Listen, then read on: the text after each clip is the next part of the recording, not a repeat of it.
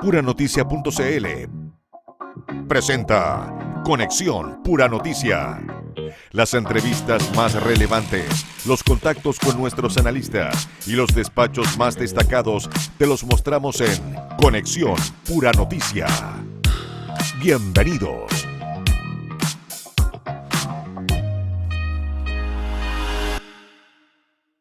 ¿Cómo están? Bienvenidos a Conexión Puranoticia.cl, el espacio que revisa las entrevistas más destacadas de este día jueves 11 de junio. Mi nombre es Antonia Benítez y saludamos a quienes nos están escuchando ahora en vivo y en directo por la 102.5 FM en el Gran Valparaíso, en la 96.1 en San Felipe y Los Andes y por supuesto también en la comuna de Puchuncaví por la 90.9 FM. Además, saludamos a quienes nos están viendo por la televisión en el canal 177 de Zapping y también a través de la aplicación móvil de Canal 13 América Vivo. Y comenzamos esta edición con uno de los temas que más preocupación ha generado durante las últimas horas en la región de Valparaíso. El brutal homicidio registrado en la comuna de Olmué abrió nuevamente el debate sobre la seguridad, el avance del narcotráfico y la presencia de bandas criminales en sectores que hasta hace algunos años parecían alejados de este tipo de delitos. Sobre esta situación conversamos durante esta mañana con el diputado Javier Olivares, quien fue particularmente crítico respecto de la realidad que enfrenta la comuna.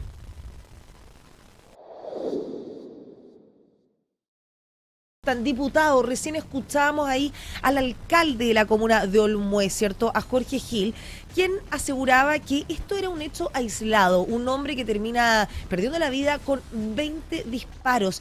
¿Qué reflexión usted puede decirnos de este hecho? ¿Usted considera, también está de acuerdo con el alcalde de Olmué, que es un hecho aislado en la comuna?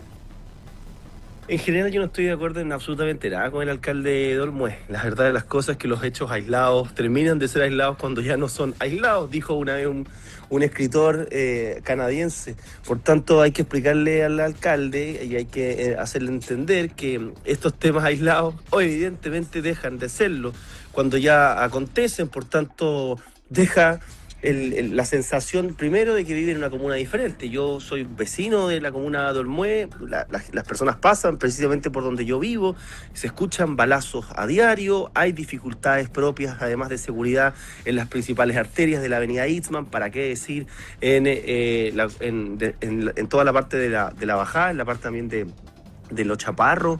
Entonces, bueno, eso ya es más hacia Limache, pero ahí se junta también hay un importante foco de delincuencia denunciado por muchos vecinos que viene precisamente de esa zona, me han dicho algunos residentes. Por tanto, yo considero que la ciudad de Olmué, como usted bien ha dicho al principio también, no es segura. No se puede decir que están haciendo todo lo necesario para poder contener la delincuencia, porque eso, a mi juicio y según lo que yo veo también como vecino, no es cierto. Bueno, justamente queríamos conversar esto con usted, diputado, porque usted es diputado, ¿cierto?, de todo el Distrito 6, pero usted justamente vive en la comuna de Olmué, así que conoce perfecto lo que está pasando en ese lugar. Y le queríamos preguntar, bajo su perspectiva, ¿qué es lo que está fallando en la estrategia de seguridad para que sigan ocurriendo este tipo de hechos? ¿Existe quizás una sensación de abandono en las comunas del interior respecto a los recursos policiales y de prevención del delito? Sí, yo creo que hay una sensación de abandono, lamentablemente, y eso no es culpa exclusivamente de la autoridad local, sino también de las autoridades de gobierno, porque no hay carabineros. Eso es un hecho real que lamentablemente tenemos que hoy día hacernos cargo como sociedad. El Estado no ha sido capaz de poder invitar a más personas a ingresar a las escuelas de carabineros, a las escuelas de formación y poder tener más carabineros en las calles, que es lo que todos queremos. No hay funcionarios suficientes, y como no hay funcionarios suficientes, evidentemente el crimen va un paso adelante y nadie puede decirle, ni siquiera una autoridad, que el Estado o la fuerza del Estado le ha ganado al crimen. Al contrario, el crimen le está ganando y le gana a diario precisamente a la fuerza del Estado, porque no tenemos las herramientas necesarias para poder controlarlo, y eso lo vivimos en Olmué, en Limache, en San Felipe, en Los Andes, en todas nuestras comunas del distrito. Tenemos una cantidad mínima de carabineros hoy en nuestras calles. Tenemos un retén en la comuna de Olmué que no ha subido su cantidad de carabineros. Tenemos efectivamente una camioneta, 2 camionetas de seguridad ciudadana en la comuna de Olmué, pero no dan abasto, no dan abasto. Entonces, a la pregunta si estamos abandonados, sí, estamos abandonados, sin duda. También es lamentable, diputado, que ocurran hechos como este en una comuna tan turística como lo es Olmué. Muchos vecinos sienten incluso que ya no quedan espacios realmente seguros. Justamente este homicidio, cierto que un ciudadano es atacado con 20 disparos, sucede justamente al frente de un complejo turístico, un complejo de cabañas. Usted comparte que existe también una desconexión, cierto, entre el discurso de las autoridades, como lo que escuchábamos recién del alcalde Jorge Gil, que aseguraba que era un hecho aislado, con la realidad que tienen que vivir a diario en los barrios. Mire, las autoridades algunas, principalmente estas que llevan tanto tiempo ya metidas en política, como es en el caso de el alcalde Gil, que de ser concejal, después pasó a ser alcalde, después nuevamente alcalde, exactamente. Hablan y no dicen absolutamente nada, y escuchamos ese tipo de cuñas como las del alcalde de Olmué. Parece que el alcalde de Olmué vive en otra comuna, parece que el alcalde de Olmué vive en otro sector, es decir, parece que nadie le ha contado del tema del narcotráfico que tenemos hoy día en la comuna. Estamos pero repletos de droga, estamos repletos de problemas con el narcotráfico, con el microtráfico, con personas que hacen y deshacen dentro de la comuna, que venden fuera de los colegios en la comuna de Olmué. Díganle al alcalde, ojalá que el alcalde alguien le informe que se vaya a dar una vuelta por los colegios a las 2 de la tarde, a las 4 cuando salen los niños, y vea específicamente cómo les venden o cómo están personas muy cerca de los jóvenes. Y esta es una denuncia que otras personas yo sé que le han hecho llegar al municipio, pero no pasa absolutamente nada. Entonces, a su pregunta, la desconexión es efectiva por parte de autoridades, es efectiva principalmente por estas autoridades que hoy día ya llevan apenas al poder tanto tiempo, que no saben de la realidad, se han perdido, hoy día son parte de la élite política, esa élite política que no sabe efectivamente lo que pasa realmente, porque se van a dar una vuelta, van para allá, van para acá, pero no viven como vive la gran mayoría de la gente. Y eso es lo que yo espero que no me pase el día de mañana a mí, ya cuando cuando llegue a mis 4 años, de no haberme desconectado de la sociedad civil, como se desconectan estas autoridades que ven todos estos problemas desde un púlpito hacia abajo y no reconocen absolutamente nada, porque decir que esto es un hecho aislado, además de una cuña muy mala, porque está mintiendo, es finalmente pensar que la gente somos tontas. Se lo define categóricamente como una mentira, lisa y llanamente, lo que dice el alcalde de la comuna de Olmué. Así es, completamente. Mire, dentro de los clubes deportivos, dentro o más bien dicho, fuera de las escuelas en Olmué, ya tenemos un nicho importante de microtráfico, alcohol, homicidios, problemas. Olmué hoy día no es lo que era hace algunos años atrás. Olmué hoy no es la comuna tranquila, no le han puesto las atribuciones necesarias ni siquiera al mismo retén que tenemos para poder combatir esto como corresponde. No somos Olmué lo que fuimos hace algunos años atrás. Era un lugar, ¿se acuerda, diputado? Era un lugar de descanso, de relajo, que uno iba a distraerse de los ruidos de la ciudad, iba a escuchar los pajaritos. Un escenario que ha cambiado completamente durante los últimos años. Diputado. Camila, solamente para cerrar con esto, mire, fíjese que hace 2 semanas atrás, en el mismo sector donde ocurrió el homicidio, incautaron autos clonados.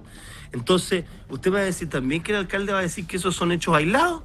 Por favor, que el alcalde se deje de pensar que los vecinos de Olmué somos tontos. Diputado, lo quiero llevar a otro tema a esta hora de la mañana antes de que se nos acabe el tiempo, porque usted anunció que firmará la acusación constitucional en contra del exministro Nicolás Grau, un tema que sin duda ha acaparado la agenda política durante esta semana. ¿Cuál sería el principal fundamento que lo lleva a usted a respaldar este libelo? Bueno, la firma se concretó efectivamente el día lunes junto a otros parlamentarios, a otros camaradas del Partido Nacional Libertario, algunas personas de Chile Vamos también, etcétera, y parlamentarios de diferentes sectores de la centro derecha. Nos reunimos, trabajamos en este libelo que tiene 4 capítulos. De estos 4 capítulos creo que los capítulos son consistentes, hablan efectivamente y versan principalmente de las dificultades que hoy día existen que existieron durante el paso lamentable también del exministro Grau por la cartera de la billetera fiscal. Estos 4 capítulos hablan de inoperancia completa, de falta en los cálculos, de problemas graves también dentro de estas reparticiones. Por tanto, es un nivel extenso en el cual creo fehacientemente que tiene que ser aprobado el día de mañana en la Cámara, y quien lo haga de otra manera va a estar en contra específicamente de que de una vez por todas se empiecen a pagar culpas en nuestro país, porque Chile es el país del que paga moya. No pasa absolutamente nada cuando las cosas suceden. Y eso ya tiene que parar de una vez por todas. Tenemos que cobrar responsabilidades. La gente está cansada hoy día de los problemas que justamente se han puesto en la mesa luego del gobierno anterior, y que han llegado hoy con el gobierno de su excelencia el presidente José Antonio Kast. Entonces, hay responsable, alguien tiene que pagar esto. Conversamos a esta hora de la mañana con el diputado del Partido de la Gente, diputado del Distrito 6 de la región de Valparaíso, Javier Olivares. Diputado, ¿cuál considera usted que es la conducta más grave que se le atribuye al exministro Grau? Yo la verdad es que no le podría dar solamente una conducta, porque la verdad que para mí son varias las conductas, fueron varias las omisiones, fueron varios los malos cálculos, fueron muchísimos los problemas que existieron en toda esa administración. Y aquí el otro día lo decían otros diputados, aquí se debería acusar constitucionalmente al ex gobernante que tuvimos, porque él fue el jefe. Incluso nosotros estamos en este momento estudiando, junto a otros parlamentarios también, viendo posibilidades de que haya ojalá el día de mañana una condena transversal a las omisiones y a los hechos que sucedieron en el gobierno anterior. Por tanto, hay que concentrarse en aquello, y también alguien podría decir, bueno, esto podría ser un show. No, esto no es un show. Lo que pasa es que de una vez por todas hay que terminar con la impunidad por parte de las autoridades que manejan platita, que le meten la mano al bolsillo a todos los chilenos y que lo hacen mal. Autoridades que son pencas, autoridades que son malas. A esas autoridades hay que castigarlas de una vez por todas y decir, basta, ya no pueden seguir equivocándose, porque algo les va a pasar, aunque sea mínimo, aunque no puedan hacer clases por 5 años, algo. Es decir, porque lamentablemente nosotros no somos jueces, no nos podemos meter presos, porque hay personas que incluso deberían estar presas por las omisiones y por los problemas que le han traído al país. Los grandes problemas que hoy día tienen los chilenos no son precisamente porque les hayan querido subir la benzina en este gobierno, sino es porque venimos arrastrando un problema de cálculos malos, de mala administración, de una serie de dificultades que, bueno, los chilenos ya saben, para qué vamos a estar repitiéndolas. Bueno, y usted dijo también, diputado, fue súper claro con este tema, usted dijo que no puede seguir ocurriendo que alguien en nuestro país haga mal la pega y que no pase nada. Ahora también dice, cierto, que aquí paga moya, ¿cierto? Ese fue el modismo que utilizó para decir que básicamente aquí puede alguien hacer algo mal y no tiene responsabilidades, no tiene consecuencias. ¿Usted tiene la convicción de que existen los votos suficientes para que esta acusación pueda avanzar? Por supuesto, nosotros creemos que efectivamente esta acusación constitucional tiene los méritos suficientes, es sólida, es consistente. Yo creo que es perfectamente presentable. Bueno, ha sido ya presentada, los parlamentarios ya pueden tener la acusación constitucional en todos sus pupitres. Por tanto, tendrá que ser cada uno en un acto soberano que cada parlamentario tiene, los 155 que somos, revisarla, estudiarla y posteriormente votarla en sala para que pueda finalmente avanzar en el Senado. Y será el Senado, que yo creo que ahí podría haber algún tipo de dificultad, tal vez algún tipo de cocina en la política.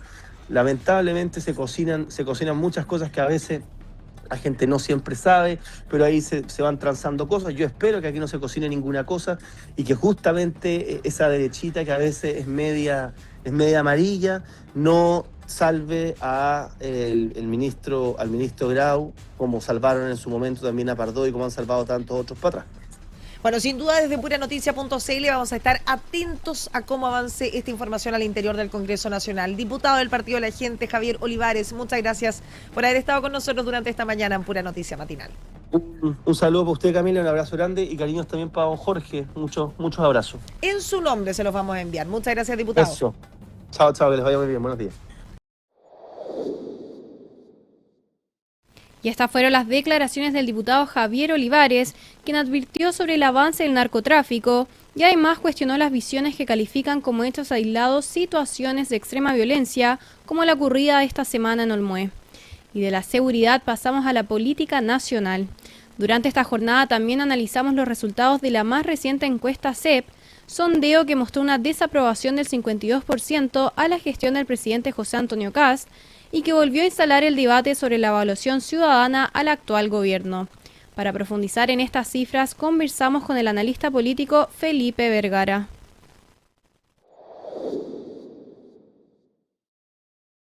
Felipe, revisábamos recién ahí el informe, ¿cierto?, de la última encuesta CEP. ¿Cuál es la principal conclusión que deja esta última encuesta respecto al momento político que vive el país? Es un 52% de rechazo en contra del gobierno de José Antonio Kast. Sí, todos dicen que esta es la madre de todas las encuestas y es verdad por la manera en que se realiza. La hace posiblemente un poco más acuciosa, detallada que el resto, pero va bastante en línea con lo que son las encuestas que salen semanales u otras que salen mensuales. Esta no es mensual, esta es más periódica, es más alargada en el tiempo. Y creo que va en línea y confirma lo que uno ha ido observando también a través de los medios de comunicación, a través de la misma Pura Noticia, de lo que uno lee en distintos medios escritos, en la radio, escucha, de que no hay una sensación de satisfacción de lo que está haciendo el gobierno. Ahora, no hay que distar mucho de la misma foto del presidente Boric en el mismo periodo. O sea, el desencanto es bastante rápido por parte de la ciudadanía, pareciera que quien esté gobernando. Bueno, Felipe, otro de los que llama la atención en este último sondeo es que la seguridad, economía y por supuesto el costo de la vida siguen encabezando las preocupaciones que tienen la gran mayoría de los chilenos. ¿La política, bajo tu perspectiva, está siendo capaz justamente de responder a estas prioridades? No. Y como tú bien dices, es la política, ¿ah? El gobierno tampoco, no hay duda, pero la política en temas de seguridad, de empleo, de economía, hoy día está bastante al debe, ¿no? Tanto así que el gobierno tuvo que hacer un cambio radical en su Ministerio de Seguridad por los problemas que estaba enfrentando y el hecho de que, como ya es sabido, no había ni siquiera un plan de seguridad. En economía los resultados son poco auspiciosos y en las últimas semanas, en los últimos días, hemos ido dándonos cuenta cómo el ministro de Hacienda empieza a desmitificar lo que habían sido promesas de campaña, de crecimiento, como ajustar el crecimiento al 3,5%, por ejemplo, de empleo, de inflación. O sea, no hay una sensación satisfactoria en eso, y el empleo, ¿para qué decir? Porque ya superamos, creo que si mal no recuerdo, los 2 dígitos en el caso de las mujeres. Y eso obviamente golpea a un gobierno que prometió que esto lo iba a revertir. Es verdad que son 2 meses, pero las promesas, se cobran desde el primer día. Bueno, tú lo decías, ¿cierto? El desempleo, por ejemplo, el desempleo femenino en la región de Valparaíso, ya si no me equivoco, alcanzó el 10,5%. Es una cifra realmente alarmante.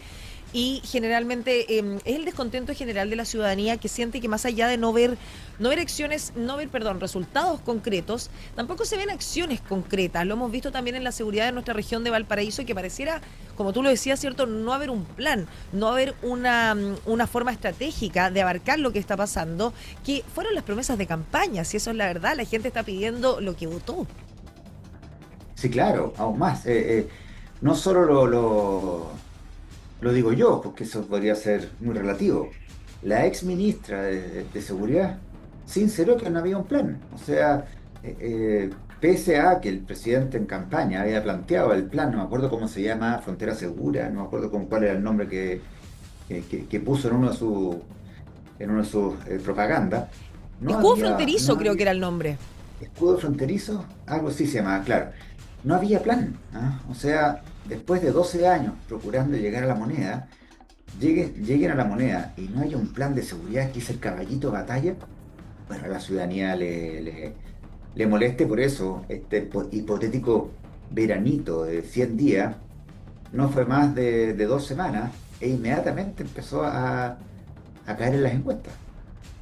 Felipe, y bajo tu punto de vista, ¿crees que se observa quizás como una especie de distancia entre las reales preocupaciones que tiene la ciudadanía y los temas que hoy en día se está dominando, bien digo, el debate político, lo que se está discutiendo al interior del Congreso Nacional? Hay algunos temas que creo que a la ciudadanía le influyen. Por ejemplo, el tema del secreto bancario es un tema importante. No porque queramos saber en qué se está gastando la plata cada una de las personas, sino porque por ahí se mueve el dinero. Es efectivo. Así tanto como nos importa que haya pórticos que graben las patentes o las cámaras, haya cámaras por todo el país que nos sigan y nos acompañen, nos den tranquilidad. También el secreto bancario deberá liberarse para dar también esta seguridad y tranquilidad desde el punto de vista financiero, que es por donde se mueven muchas cosas. Y hay otros temas que la verdad no son parte de la agenda o de la temática ciudadana. Por ejemplo, la acusación constitucional. O sea, acusar a un ministro de Hacienda, sea quien sea, de manera extemporánea, casi 3 meses después de haber terminado su mandato.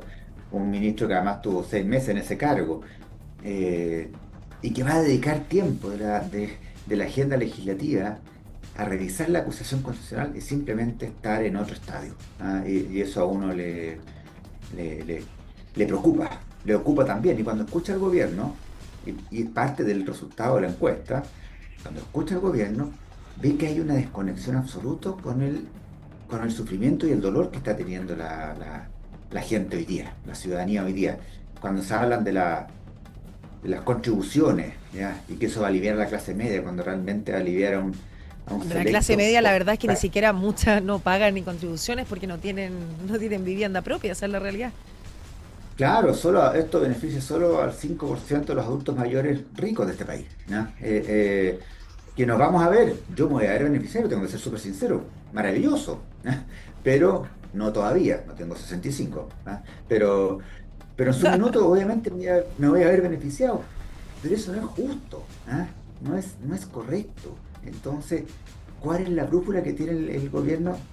Una mirada muy pragmática, donde no da cabida tampoco, y la encuesta lo plantea, no hay cabida al diálogo, no hay cabida a la negociación de las transacciones, salvo que se vea complicado. Pero si no se ve complicado, simplemente va a pasar, su objetivo va a ser pasar a planadora con sus objetivos y sus metas, caiga quien caiga en este desafío. Bueno, justamente lo que dices tú, Felipe, de las contribuciones es como lo que está pasando con el crédito al del Estado, por ejemplo, que la gente que se está viendo afectada precisamente no es el porcentaje de gente, cierto, con más dinero en nuestro país, sino que es la clase media, los que justamente tuvieron que recurrir al crédito al del Estado para poder acceder a la educación superior. Sí, todo el que pide un crédito debe pagarlo, ¿ya? No hay duda de eso. Lo Sí. mismo con las becas Chile y la gente que se fue y no volvió. Tiene que pagarlo, ¿no? Eso no hay duda. Sin embargo, hay ciertos márgenes y ciertas flexibilidades en el pago. Se hablaba de gente que ganaba sobre 5 millones de pesos. Perfecto, que pague, ¿no? Y que pague la multa por no haber pagado en su minuto. Pero uno se ha enterado, en el mundo académico uno conoce bastantes alumnos y exalumnos que han estudiado con CAE que hoy día ganan 1,5 millones y tienen fluctuaciones así, y también le embargaron la plata de su cuenta corriente, o su cuenta de ahorro. Entonces, ¿cuál es el margen, ya, para aplicar una norma que, siendo válida, que hay que pagar, tiene que tener ciertos criterios? Y eso es lo que se le cuestiona al gobierno, y la insensibilidad, particularmente el ministro de Hacienda, de decir que esto solo afecta a un porcentaje de la población, y además decir a la ciudadanía, perdónenme que me tome una libertad, decir a los jóvenes que deben estudiar y que no deben estudiar, ¿ah? Porque hay carreras que posiblemente no le van a dar ingresos. Oye, hay un criterio de libre albedrío. No tiene que el ministro de Hacienda venir a decirme qué es lo que yo, por motivación, por vocación, debo o no debo estudiar. No todos tenemos que ser ingenieros comerciales. Bueno, y que es una carrera también que no te da, bueno, ninguna carrera de por sí te da algún tipo de garantía, ¿cierto? Al finalmente son las habilidades blandas, son como tú te vayas capacitando, lo que te lleva a un futuro laboral, por ejemplo. Te quiero cambiar de tema, Felipe, porque tú lo mencionabas anteriormente cuando hablábamos quizás de las preocupaciones de la ciudadanía, si era justamente lo que dominaba, bien digo, el debate político. Y te lo preguntaba justamente por lo que tú mencionaste, la acusación constitucional en contra del exministro de Hacienda, Nicolás Grau. ¿Qué lectura política tú puedes hacer de esta ofensiva, bien digo, que es impulsada por la oposición? Se ha cuestionado bastante, ¿cierto? Porque por justamente lo que tú decías, es un ministro que estuvo prácticamente para finalizar el gobierno del presidente Gabriel Boric, y no sé si es algo que le llame la atención o que sea parte del interés ciudadano. Sí, por un lado, la ex oposición, que hoy día es oficialismo y que propicia esta acusación, eh, está en una mirada algo quizás desviada de este tema, porque de partida me parece que los argumentos para la acusación constitucional hoy no están dados, sino que se basan en algunos supuestos, y esos supuestos varían de año a año, varían de gobierno en gobierno, varían de realidad internacional o no. O sea, los supuestos en que se hizo el presupuesto el año pasado no contaban con la guerra de Irán, por ejemplo. Entonces, obviamente, esas modificaciones se hacen, pero eso no significa que se haya alterado maliciosamente, ¿no? y dañado la Constitución. Me parece que es una acusación ficticia, como las fueron muchas, o prácticamente todas las del gobierno anterior, y ninguna prosperó. Y esta es una política no solo de quienes son oficialistas hoy día. Quienes son oposición hoy día también fueron caldo de cultivo en constantes acusaciones constitucionales durante el gobierno de Sebastián Piñera, y la oposición al gobierno de Boric también tapizó de acusaciones constitucionales, ninguna conducente a nada, y esta es un ejemplo más de eso. Ya es minuto que se dediquen a hacer gobierno y no a darse gustitos particulares que a la ciudadanía no le interesan y que no tienen asidero político ni constitucional alguno. Sí, la verdad es que las acusaciones constitucionales las estamos viendo con más fuerza que nunca durante los últimos años. Ya se está utilizando como una herramienta habitual de fiscalización. ¿Tú crees que existe quizás un riesgo de que terminen siendo percibidas ya como instrumentos de disputa política prácticamente? En eso se han transformado. Y las últimas acusaciones, o las más emblemáticas, no fueron más que juicios políticos. Estoy hablando de Jana Proboste y Harald Beyer, ambos ministros de Educación, que pueden haber tenido una buena o mala gestión, posiblemente mala gestión, pero eso no lo hace ser inconstitucionales en su gestión. Entonces se transforma en una excusa para votar a alguien con argumentos que son realmente poco plausibles. Lo vimos en el Poder Judicial también, con el ministro Muñoz. Argumentos que no daban por ningún lado. O sea, simplemente querían votar a alguien para equiparar la caída de Ángela Vivanco. Entonces, para nivelar la cancha, cae uno por un lado y cae otro por el otro. No es el espíritu en el cual se configuró, deduzco yo, las acusaciones constitucionales. Felipe, y bajo tu perspectiva con este tipo de acusaciones, ¿quién resulta más perjudicado? ¿Es el gobierno o quienes impulsan finalmente este libelo?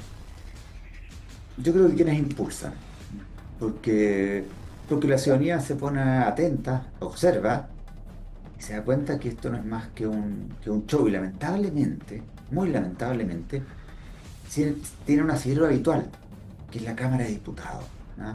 Que hoy día está bastante al debe. No vi el dato en la encuesta, pero en las encuestas tradicionales, el Parlamento, y particularmente la Cámara de Diputados, tiene un nivel de respeto por parte de la ciudadanía bajísimo. Y este tipo de acusaciones solo profundizan ese nivel de alejamiento, de hastío por parte de la ciudadanía al rol que están desempeñando los parlamentarios en nuestro país. No tienen problema en irse de viaje en semana distrital, y justificar esto con días con reales días de trabajo, ¿no? Pero sí, tampoco tienen problema para hacer acusaciones que son al voleo solo para un show mediático. No es un reality. La verdad es que la ciudadanía, por eso le molesta y se hastía con este tipo de cosas. Buena observación esa. ¿Tú consideras que el Congreso, la moneda, que se ha transformado en un reality? Sí, el Parlamento, la Cámara de Diputados en particular, ¿no? Como un Tenemos show reality diario. en el Senado, pero ese ya corre por otro lado con una senadora de la zona, pero ya eso va más allá de lo tradicional. Pero la Cámara de Diputados hoy día es un show mediático, ¿no? Es un show. Vemos las locuciones del diputado Orrego y de otros, de la misma diputada Giles, y bueno, transversalmente Maruchani y otros. Entonces, no puedo creer que este sea el tipo de personaje que elegimos para que decida los futuros de nuestro país a través del aspecto legislativo. No lo puedo creer. O sea, no lo digo yo. La ciudadanía lo está transmitiendo y tiene un 10-8% de popularidad y de aprobación en las encuestas. ¿Por qué? Porque la verdad es que se están ganando ese bajo nivel de aprobación por parte de la ciudadanía. Sí, la verdad que yo creo que eso es lo principal que a la gente le indigna, es que la discusión no está con altura de miras y no está a la altura de lo que la gente necesita, eso es la realidad. Hay mucha preocupación quizás por cosas que no es lo relevante hoy en día. 9 de la mañana con 27 minutos, muchas gracias Felipe Vergara, doctor en comunicación y director de posgrado de la Facultad de Economía y Negocios de la Universidad Andrés Bello. Muchas gracias por haber estado con nosotros esta mañana, Felipe. Gracias a usted, que esté muy bien.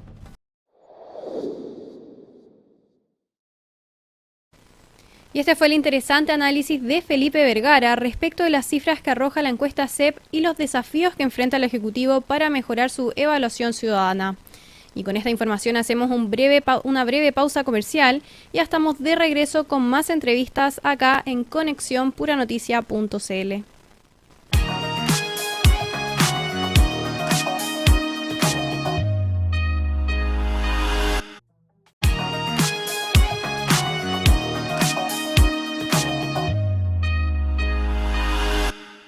Ya estamos de regreso en conexiónpuranoticia.cl. Y ahora nos vamos con un tema que fue ampliamente debatido en el Congreso Nacional durante estos últimos meses. Se trata de la ley que prohíbe la tenencia y porte de armas a personas denunciadas o condenadas por violencia intrafamiliar, iniciativa que busca disminuir los riesgos que enfrentan mujeres víctimas de violencia. Para conocer los alcances de esta normativa, conversamos con una de sus impulsoras, la diputada del Frente Amplio, Lorena Fríes. Además, abordamos el debate que se ha abierto respecto a la ley Naín Retamal y el uso de la fuerza por parte de las policías.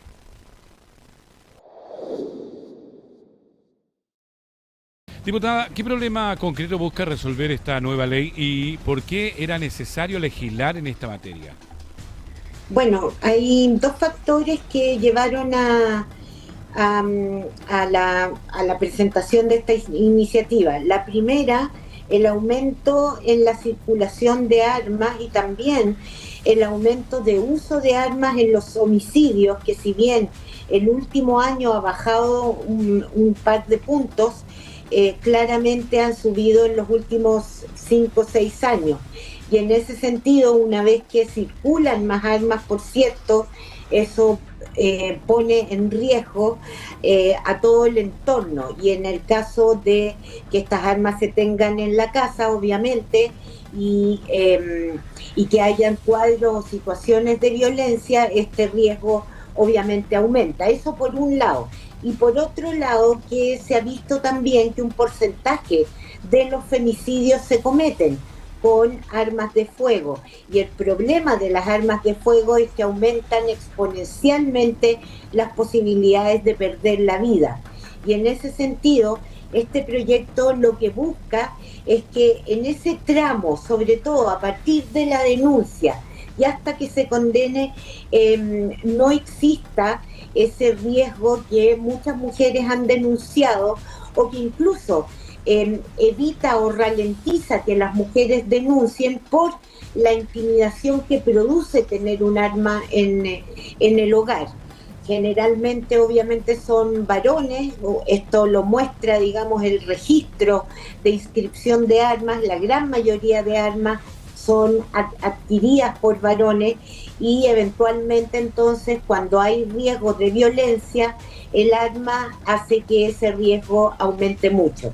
Así que este proyecto lo que hace es que durante esa tramitación y a partir de la denuncia, el tribunal, el juez de familia, si sabe, ya sea que por oídas o porque puede ingresar al registro que tiene la Dirección General de Movilización Nacional, puede incautar el arma mientras dure el procedimiento, y efectivamente, si se condena, prohibir y que se anule su inscripción en el registro de armas. Diputada, ¿esta ley apunta principalmente a castigar o prevenir que una situación de violencia escale hacia consecuencias más graves? Esta claramente es una ley preventiva, y ojalá hubiera muchas más, porque la verdad es que las leyes que se basan solamente en sancionar son ex post.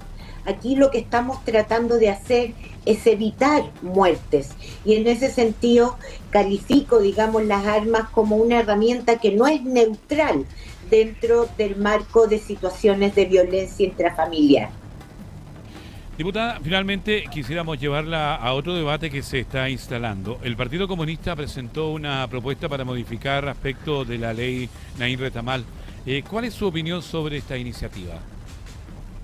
Mire, yo estuve en contra de la ley Naín Retamal y no es una cuestión solamente política, sino que los organismos internacionales en materia de derechos humanos, Naciones Unidas y también la Comisión Interamericana plantearon justamente sus reparos a la introducción de esta figura de la legítima defensa privilegiada, porque de alguna manera eso se salta el principio de igualdad ante la ley y puede en circunstancias concretas ser una especie de blindaje frente a la actuación de carabineros que en un gran porcentaje de situaciones actúa bien, pero hay situaciones en las que efectivamente abusa del uso de la fuerza. Ahora, estando de acuerdo con eso, creo que no es el momento de presentar esta ley, porque para poder derogarla no solo hace falta que uno tenga la opinión en contra, sino que también creo que hay que esperar a ver cómo se está aplicando, incluso frente a situaciones que hoy día, por ley Naín Retamal, están ante el Tribunal Constitucional. Me parece que una vez que conozcamos cómo se están pronunciando los organismos, ahí sí podemos ver el apoyo o presentar una iniciativa que retrotraiga a la situación anterior a la ley Naín Retamal la situación de cualquier ciudadano frente a la legítima defensa. Diputada, agradecerle por la mirada de estos dos temas que hemos planteado en la jornada del día de hoy. Muchas gracias a usted. Mira, Y esas fueron las palabras de la diputada Lorena Fríes, quien valoró la aprobación de esta iniciativa destinada a restringir el acceso a armas de fuego en contextos de violencia intrafamiliar, y que también entregó su visión sobre la discusión legislativa en torno a la ley Naín Retamal. Y ahora nos vamos con informaciones en relación a la salud, porque este jueves 11 de junio se conmemoró el Día de Cáncer de Próstata, por lo que estuvo con nosotros el urólogo Felipe Kramer, quien entregó diversos detalles sobre esta enfermedad.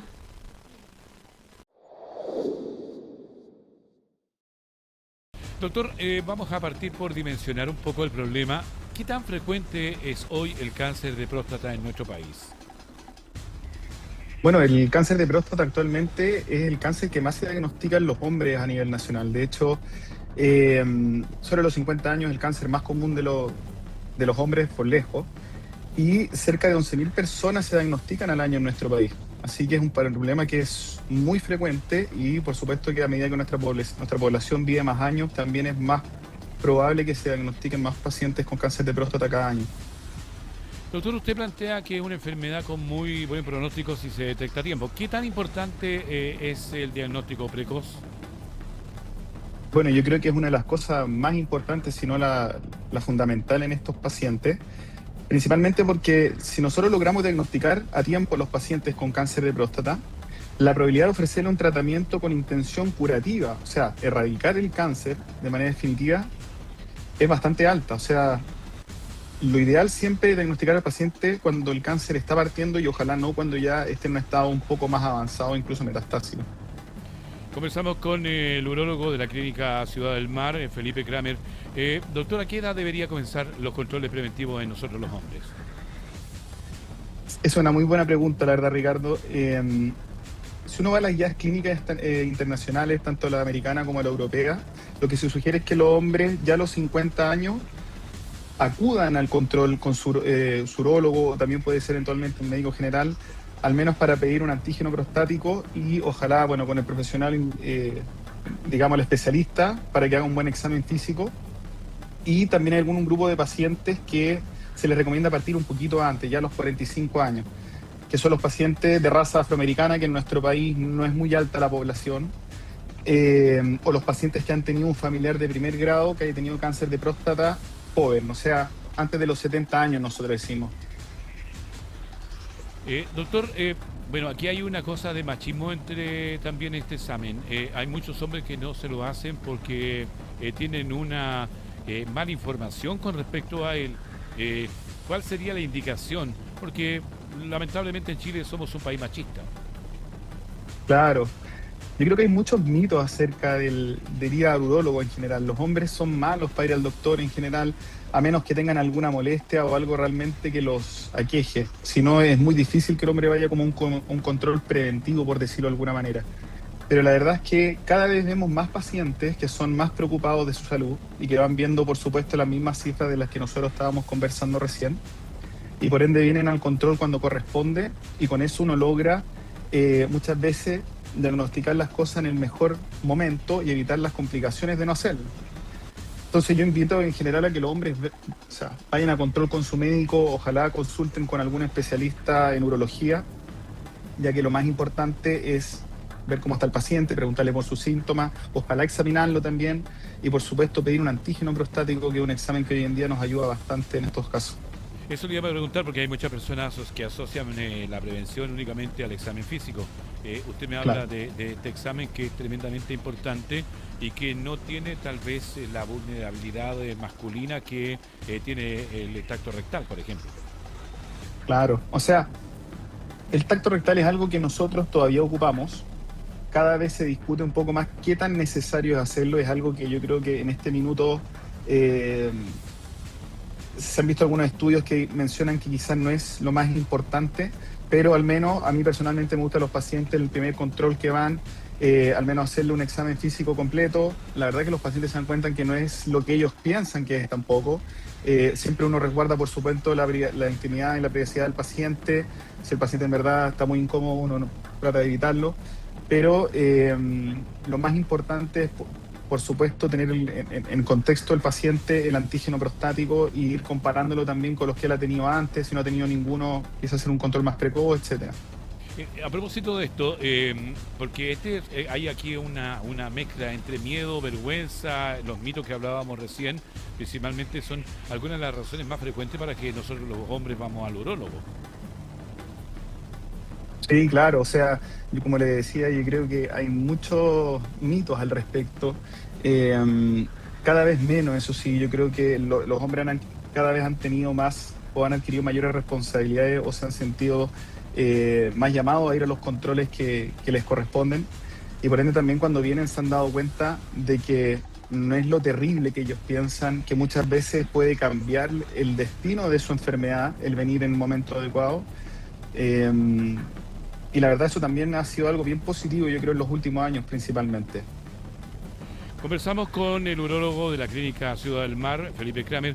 Doctor, ¿qué síntomas deberían encender una señal de alerta y motivar una consulta médica inmediata? Eso es una buena pregunta, Ricardo. En el mundo ideal, o sea, lo que nosotros buscamos principalmente es que el paciente realmente no venga cuando solamente tenga síntomas. El cáncer prostático es una enfermedad que lamentablemente, cuando manifiesta algún síntoma, muy probablemente ya está en un estadio más bien avanzado. Esto porque en general el cáncer se aloja en una zona de la próstata en que puede crecer durante harto tiempo sin manifestarse de alguna manera. Entonces por eso es muy importante que los pacientes entiendan que el control que uno sugiere a los 50 años o en algunos pacientes a los 45 sea independiente que tengan o no tengan molestias. Esto ayuda a la detección precoz y por ende a eventuales tratamientos que puedan erradicar el cáncer sin mayores consecuencias. Ahora, por supuesto que es importante que el hombre igual consulte cuando tenga molestias urinarias, cuando sienta que se ha afectado su calidad de vida por alguna razón del tracto urinario, o que no está durmiendo bien, o que el chorro no está saliendo bien, etcétera.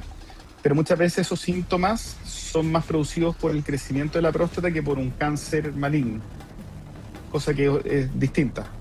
Doctor, cuando un paciente recibe un diagnóstico temprano, ¿cuáles son hoy las alternativas de tratamiento disponibles? Cuando un paciente se diagnostica en un estadio inicial, o sea que el cáncer está localizado en la próstata, el tratamiento es con intención curativa. Y en ese escenario a los pacientes se le pueden ofrecer, o lo que actualmente tiene mayor validez y que más se utiliza a nivel mundial, digamos, es el tratamiento quirúrgico, que es la cirugía, en que uno saca la próstata con las vesículas seminales, o por otro lado, se hace la radioterapia. Ambos no ha demostrado uno ser superior oncológicamente a otro, pero cada uno puede tener sus pros y sus contras. Nosotros los urólogos en particular, por supuesto, que nos gusta la cirugía, en general recomendamos a los pacientes evaluar la cirugía, por supuesto, poniendo en la balanza todas las cosas que significa. Pero como les digo, esas dos son las opciones que disponemos actualmente. ¿Y si se detecta a tiempo es más fácil y hay más probabilidad de una curación, doctor? Sí, completamente. O sea, yo creo que eso es una de las cosas que realmente cambia un poco hacia dónde va el paciente que se diagnostica un cáncer de próstata. El diagnosticarlo cuando está localizado permite muchas veces eliminar, de alguna manera decirlo, de raíz el cáncer, porque cuando ya ha salido de la próstata, ya ha dado signos de invasión en otros órganos. Sí, estamos escuchando bien. No, estamos con el urólogo de la clínica Ciudad del Mar, Felipe Kramer. Parece que tiene un problema ahí de conexión el doctor. Nosotros lo escuchamos bien, doctor. ¿Usted nos escucha? Se nos quedó ahí pegado el doctor Kramer. Le queremos agradecer por este contacto al doctor urólogo de la clínica de Ciudad del Mar por entregarnos todo lo que es esta información que es importantísima para nosotros los varones. Y de esta forma hemos llegado al término de esta nueva edición de Conexión Puranoticia.cl, el espacio que revisa las entrevistas más destacadas de cada jornada. Mi nombre es Antonia Benítez y les recuerdo que usted puede volver a revisar cada conversación en nuestro canal de YouTube de Puranoticia.cl. Ahora los invitamos a quedarse en sintonía para que así pueda revisar las principales noticias de nuestra región, de Chile y de todo el mundo. Porque aquí usted nos ve, nos escucha y también nos lee. Puranoticia.cl, las noticias como a ti te gustan. Puranoticia.cl presentó Conexión Pura Noticia. Fue un resumen con los principales contactos y los más interesantes invitados que te hemos presentado en nuestra programación. Sigamos conectados en la televisión, en la radio, en la web. Somos Puranoticia.cl.